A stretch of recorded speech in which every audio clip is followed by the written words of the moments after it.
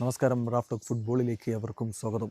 അലാവസിനെതിരെയുള്ള La Liga മത്സരത്തിൽ കാടൻ കളിക്ക് red card കണ്ട കിലിയൻ എംബാപ്പയ്ക്ക് എത്ര മത്സരങ്ങളിൽ വിലക്കുണ്ടാവും എന്നുള്ളത് ആരാധകർ ആകാംക്ഷയോടുകൂടി ഉറ്റുനോക്കിയിരുന്നതാണ്. ഇപ്പോൾ ഒഫീഷ്യലായിട്ട് RFEF അത് പ്രഖ്യാപിച്ചിരിക്കുകയാണ്. അദ്ദേഹത്തിന് ഒറ്റ മത്സരത്തിലാണ് വിലക്ക് കൊടുക്കുന്നത്. അപ്പോൾ ഇന്ന് ആഴ്സണലുമായിട്ട് റയൽ മാഡ്രിഡിന് കളിയുണ്ട്. ആ കളിയിൽ അദ്ദേഹത്തിന് വിലക്കില്ല. അത് യുവേഫ ചാമ്പ്യൻസ് ലീഗാണ്. സോ ലാലിഗയിൽ ഒരു മത്സരം മാത്രമാണ് അദ്ദേഹത്തിന് വിലക്കുണ്ടാവുക എന്ന് പറയുമ്പോൾ റയൽ മാഡ്രിഡിൻ്റെ ഏപ്രിൽ 21 നടക്കുന്ന അത്ലറ്റിക് ക്ലബ് ബിൽബാവോക്കെതിരെയുള്ള മത്സരത്തിൽ അദ്ദേഹം പുറത്തിരിക്കും. അപ്പോൾ റയലിന് ഏറ്റവും വലിയ ആശ്വാസം എന്ന് പറയുന്നത് കോപ്പ ഡെൽ റേയുടെ ഫൈനൽ കളിക്കാൻ എന്തായാലും എംബാപ്പെ ഉണ്ടാകും. ഒഫീഷ്യലായിട്ട് ഇക്കാര്യം ഇപ്പോൾ പുറത്തേക്ക് വന്നു കഴിഞ്ഞു.